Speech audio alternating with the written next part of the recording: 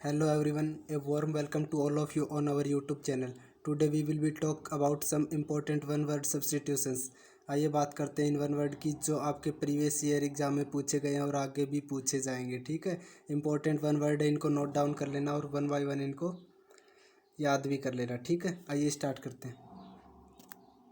यहाँ पे भी आपके सामने सबसे पहले दे रखा है फ्यूचर जनरेशन, आने वाली पीढ़ी, आगे जो आने वाली भविष्य में जो फ्यूचर जनरेशन आएगी उसको क्या बोलते हैं? उसको बोलते हैं posterity, POSTERITY, posterity. Future generation, आने वाली जो भविष्य की पीढ़ी है उसको पोस्टेरिटी बोलेंगे। इसके बाद है नेक्स्ट ग्रेडी ऑफ मनी, जो पैसे का ग्रेडी हो, लालची हो, उसको बोलेंगे रेपेसियस। क्या बोलेंगे? रेपेसियस, RAPACIOUS। रेपेसियस होता है जो ग्रेडी हो, ग्रेडी हो किसका? मनी का, पैसे का। ऐसा बंदा जो पैसे का लालची उसको रेपेसियस बोलते हैं। इसके बाद है नेक्स्ट है group of talkative womens and girls, एक ऐसा ग्रुप, ऐसा समूह है जो किसका हो? बात करने वाली महिलाओं का, एंड गर्ल्स का, लड़कियों का, उसको बोलते हैं गैगल भी। ठीक है, GAGGLE, गैगल। इंपॉर्टेंट है, याद कर लेना। जो बातूनी लड़कियां होती है, बातूनी महिलाएं होती हैं, उनके समूह को गैगल बोलते हैं। इसके बाद में नेक्स्ट दे रखा आपका प्रीटेंस ऑफ हैविंग वर्चुअस करेक्टर। ठीक है, प्रीटेंस करना, बहाना करना, वो हैविंग रखने का है, वर्चुअस करेक्टर एक धार्मिक चरित्र दिखाने का एक बहाना करना, उसको बोलते हैं हाइपोक्रेसी। HYPOCRACY, हाइपोक्रेसी वो बोलते हैं हिंदी में पाखंडी। एक मतलब अच्छा चरित्र दिखाने का, एक धार्मिक चरित्र दिखाने का जो प्रीटेंस करता है, बहाना करता है, उसको हाइपोक्रेसी बोलते हैं, पाखंडी बोलते हैं। इसके बाद में नेक्स्ट आपका property inherited from once father, ऐसी प्रॉपर्टी, ऐसी जायदाद जायदाद जो किसी को इनहेरिटेड होती है, वसीयत में प्राप्त होती है, फ्रॉम वंस फादर, अपने पिताजी के द्वारा, उसको बोलते हैं पैट्रीमनी। PATRIMONY, पैट्रीमनी। इसका हिंदी में बोलते हैं इसको पैतृक संपत्ति। ठीक है, ऐसी संपत्ति जो किसी के पिताजी के द्वारा उसे वसीयत में प्राप्त होती है उसको पैट्रीमनी बोलते हैं। ठीक है, इसके बाद में नेक्स्ट आपका to restore the former position, restore कर लेना, पुनः अपनी स्थिति को वापस पा लेना। फॉर्मर पोजीशन, पहले वाली स्थिति को, कहने मतलब कोई भी विपदा आई थी और उससे पहले उस स्थिति को दोबारा पा लेना, उस विपदा वाली स्थिति को टाल देना और अपने अच्छे दिन को वापस पा लेना, अपनी फॉर्मर पोजीशन को वापस पा लेना, उस स्थिति को बोलते हैं रिहेबिटिलिएट। स्पेलिंग देख लेना भाई, स्पेलिंग एरर में पूछ सकते हैं। REHABITILIATE, रिहेबिटिलिएट का मतलब होता है अपनी स्थिति को पुनः प्राप्त कर लेना। ठीक है, इसके बाद में आपका नेक्स्ट है भाई, नेक्स्ट है receiving the guest warmly. Warmly होता है दिल से, रिसीव करना, प्राप्त करना। गेस्ट होते हैं मेहमान, मेहमानों को दिल से प्राप्त करना, कहने मतलब खुश होकर उनको प्राप्त करना, खुश होकर उनको घर पे बुलाना, उसका मतलब होता है हॉस्पिटैलिटी। हॉस्पिटैलिटी का मतलब होता है मेहमान नवाजी, मेहमान नवाजी। ठीक है, या इसको बोल सकते हो सत्कार करना, उनकी मेहमानों की अच्छी तरह से देखभाल करना, उसको बोलते हैं हॉस्पिटैलिटी। HOSPITALITY, hospitality. तो क्या बोलते हैं? रिसीविंग द गेस्ट वार्मली का मतलब होता है हॉस्पिटैलिटी, मेहमानों का अतिथि सत्कार अच्छे से करना। इसके बाद में नेक्स्ट है records of events in order to their है अपनी हैपनिंग, जो घटनाओं का रिकॉर्ड होता है, विवरण होता है उनकी घटित होने का, हैपनिंग होने का, उसको बोलते हैं एनाल्स, या इसको क्रॉनिकल भी बोलते हैं। जो घटनाओं का क्रम चक्कर होता है उसको एनाल्स बोलते हैं या क्रॉनिकल भी बोलते हैं। इसके बाद में नेक्स्ट है रिडक्शन इन टैक्स। रिडक्शन का मतलब होता है कमी होना। ठीक है, कमी होना, कोई भी टैक्स है, कोई भी आप टैक्स भरते हो उसमें आपको रिडक्शन कर दिया जाए, कमी कर दी जाए, उसका मतलब होता है रिबेट। रिबेट का मतलब क्या होता है? छूट कर देना है, कमी कर देना।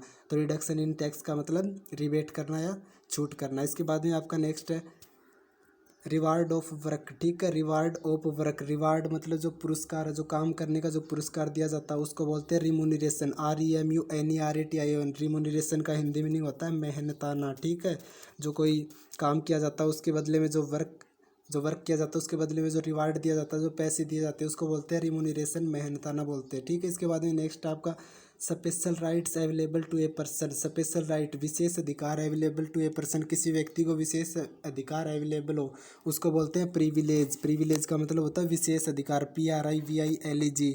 ठीक है, कोई भी बंदा जिसको विशेष अधिकार मिले हुए हैं उसको बोलेंगे प्रिविलेज, विशेष अधिकारों को। इसके बाद में नेक्स्ट है ritual washing of body. Ritual का मतलब होता है धार्मिक। ठीक है, क्या होता है रिचुअल का मतलब? धार्मिक। वॉशिंग ऑफ बॉडी, अपने शरीर का एक धार्मिक स्नान करना, उसको बोलते हैं एब्ल्यूशन। एब्ल्यूशन, ABLUTION, स्पेलिंग याद कर लेना भी, ABLUTION। एब्ल्यूशन का मतलब होता है धार्मिक स्नान। ठीक है, ये ritual washing of body ablution बोलते हैं इसको। इसके बाद में नेक्स्ट दे रखा है आपके पास rules for formal behaviour among the people. जो फॉर्मल बिहेवियर के जो एक व्यवहार का जो तरीका होता है अमंग द पीपल, लोगों के बीच जो रहने का जो तरीका होता है, जो सेंस होता है, जो रूल होते हैं उसको बोलते हैं इटिक्वेट। इटिक्वेट का हिंदी मीनिंग, शुद्ध हिंदी मीनिंग होता है इसका शिष्टाचार। स्पेलिंग याद कर लेना, TIQUE ठीक है, double T double E last में देखो डबल टी है और डबल ई है, तो इटिक्वेट की स्पेलिंग एरर में पूछी जा सकती है, इसलिए इटिक्वेट की शिष्टाचार की स्पेलिंग भी याद कर लेना, ETIQUE ठीक है। इटिक्वेट क्या होता है, जो लोगों के सोसाइटी में जो रहने के जो रूल होते हैं, जो सोशल बिहेवियर के रूल होते हैं, उसको बोलते हैं इटिक्वेट या शिष्टाचार। इसके बाद में नेक्स्ट स्टडी ऑफ लॉ, कानून का अध्ययन करना, उस ब्रांच को बोलते हैं नोमोलॉजी ठीक है, NOMOLOGY। नोमोलॉजी क्या होता है, कानून का अध्ययन करना। इसके बाद में आगे देखते हैं भाई, इसके बाद में आपका 15 नंबर पे दे रखा है टच और स्ट्रॉन्ग लविंगली ठीक है। टच करना या स्ट्रोक करना, स्ट्रोक में से तो मारना होता है, लेकिन लविंगली प्यार से मारना उसको बोलते हैं फॉन्डल, मतलब लाड प्यार से मारना ठीक है। मतलब ऐसे बच्चों को नहीं मारते का, थोड़ा बहुत लाड प्यार में थोड़ा छोटा सा थप्पड़ मार देते हैं हल्का सा, उसको बोलते हैं फॉन्डल, लाड प्यार से थोड़ा सा मारना, टच और स्ट्रोक लविंगली। इसके बाद में आपका नेक्स्ट है troops trained to be dropped from parachute से। ट्रूप्स जो ऐसी सैनिक टुकड़ी होती है जिनको ट्रेंड किया जाता है, प्रशिक्षित किया जाता है, ड्रॉप्ड नीचे छोड़ने का, फ्रॉम पैरासूट से, जिनको पैरासूट से नीचे छोड़ने की जो ट्रेनिंग दी जाती है उसको बोलते हैं पैरा ट्रूप्स ठीक है। जो सैनिक मंडली होती है ना, जिसको पैरासूट के द्वारा हवाई जहाज से नीचे गिराने की ट्रेनिंग दी जाती है, नीचे डालने की ट्रेनिंग दी जाती है, उसको बोलते हैं para troops, PARATROOPS। Note down कर लेना, इंपॉर्टेंट है। इसके बाद में आपका नेक्स्ट है things to be corrected in a printed book. जो प्रिंटेड बुक होती है, जो छपी हुई बुक है, उसमें जो चीज़ों को सही करने के लिए जो पत्र लिखा जाता है ना, उसको बोलते हैं कोरिजेंडम, CORRIGENDUM। कोरिजेंडम को हिंदी में बोलते हैं शुद्धि पत्र ठीक है। क्या बोलते हैं इसको हिंदी में, शुद्धि पत्र बोलते हैं। जो भी आपकी प्रिंटेड बुक है उसमें चीज़ों को सही करने के लिए, कोई मिस्टेक हो भी जाए उसको सही करने के लिए जो पत्र लिखा जाता है उसको कोरिजेंडम बोलते हैं। इसके बाद में नेक्स्ट है which can not be put out, जिसे पुट आउट नहीं किया जा सके। पुट आउट का मतलब होता है बुझाना, जिसे बुझाया ना जा सके उन्हें उसे बोलते हैं इनएक्सटिंग्विश। स्पेलिंग याद करना ना, स्पेलिंग एरर में पूछ सकते हैं, INEXINGUISH। एक्सटिंग्विश का मतलब होता है जिसे बुझाया न जा सके, जिस पर काबू आसानी से पाया न जा सके। इसके बाद में नेक्स्ट है आपका next 19 number, small shop which sells fashionable items such as clothes ETC etcetera ठीक है। स्मॉल शॉप्स एक छोटी सी दुकान, विच सेल्स जिसमें बेचे जाती है, फैशनेबल आइटम जिसे फैशन वाले जो सामान है वो बेचे जाते हैं, सच एज जैसे कि क्लॉथ्स वगैरह या कोई भी फैशन का सामान बेचा जाता है उसको बोलते हैं बुटीक। क्या बोलते हैं, बुटीक। स्पेलिंग याद कर लेना, BOUTIQUE ठीक है, BOUTIQUE। बुटीक मतलब जो छोटी दुकान होती है जिसमें फैशन वाला सामान बेचा जाता है या फैशन का काम किया जाता है उसको बुटीक बोलते हैं ठीक है। इसके बाद में नेक्स्ट आपकी सीरियस क्राइम लाइक मर्डर, एक बहुत ज़्यादा गंभीर अपराध, लाइक मर्डर जैसे कि कोई मर्डर कर दिया हो, उसको बोलते हैं फेलोनी। फेलोनी का हिंदी मीनिंग होता है महा अपराध ठीक है।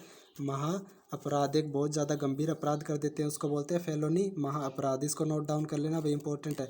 वैसे तो सारे इंपॉर्टेंट है, सारों को नोट डाउन करते जाना और एक दो बार रिवीजन करोगे आसानी से याद हो जाएंगे, ज़्यादा हार्ड नहीं है। और ऐसे याद ना हो तो इसकी हिंदी मीनिंग जो साथ साथ बताई जा रही है वो लिख लेना, ताकि आपको याद करते समय, रिवीजन करते समय कोई दिक्कत ना आए। इसके बाद में नेक्स्ट है भाई आपका, नेक्स्ट है सीक्रेट रिलीजियस मीटिंग। एक सीक्रेट जो गुप्त तरीके से रिलीजियस मीटिंग, धार्मिक मीटिंग की जाती है, धार्मिक सभा की जाती है, उसको बोलते हैं कॉन्वेंटिकल, CONVENTICL, कन्वेंटिकल बोलते हैं जिसको। इंपॉर्टेंट अभी याद कर लेना, गुप्त जो धार्मिक सभा की जाती है उसको कन्वेंटिकल बोलते हैं। इसके बाद में नेक्स्ट आपका a signature on the back of a paper और ए चेक। कोई पेपर है या कोई चेक है जो बैंक वगैरह में काम में लिया जाता है, उसके पीछे जो सिग्नेचर किए जाते हैं उनको बोलते हैं इंडोर्समेंट ठीक है, याद कर लेना। अगर कोई आपको बैंक में कोई भी कर्मचारी आपको बोलते कि इंडोर्समेंट कहाँ है, तो इसका मतलब वो बोल रहा है कि जो चेक के पीछे जो सिग्नेचर किए जा रहे हैं उसके बारे में पूछ रहा है। तो इंडोर्समेंट का मतलब क्या होता है, जो सिग्नेचर होते हैं चेक या पेपर के पीछे किए जाने वाले उनको इंडोर्समेंट बोलते हैं। तो याद कर लेना, ENDORSMENT, इंडोर्समेंट का मतलब सिग्नेचर जो पेपर के पीछे किए जाते हैं। इसके बाद में नेक्स्ट आपका ए short summary of a book.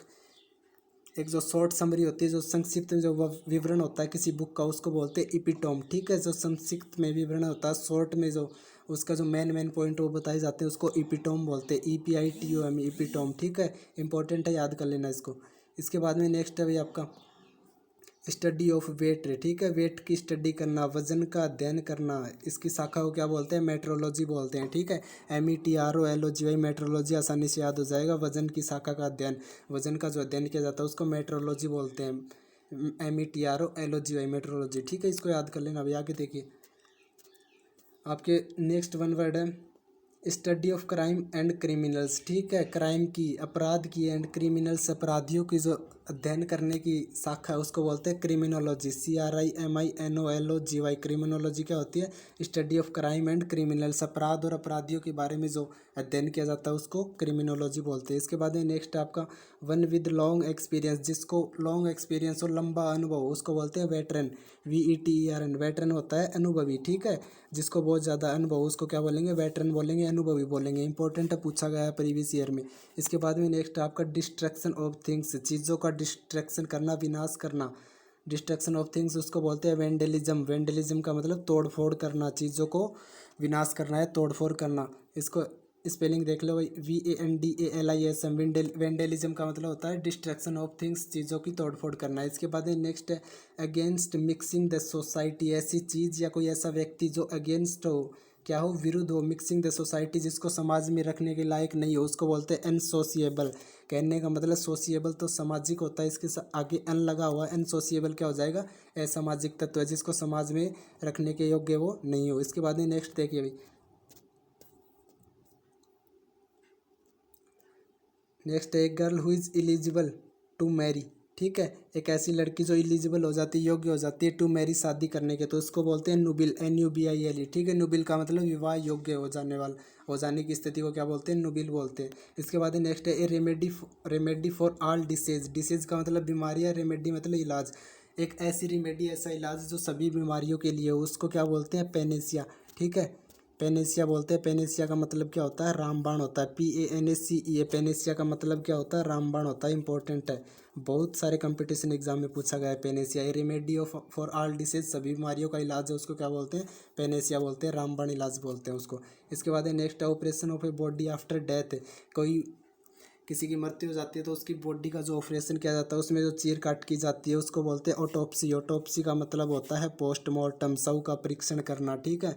ये इंपॉर्टेंट है भाई, ऑटोप्सी पूछा गया आपके एयरफोर्स में, कई बार पूछा गया ऑटोप्सी।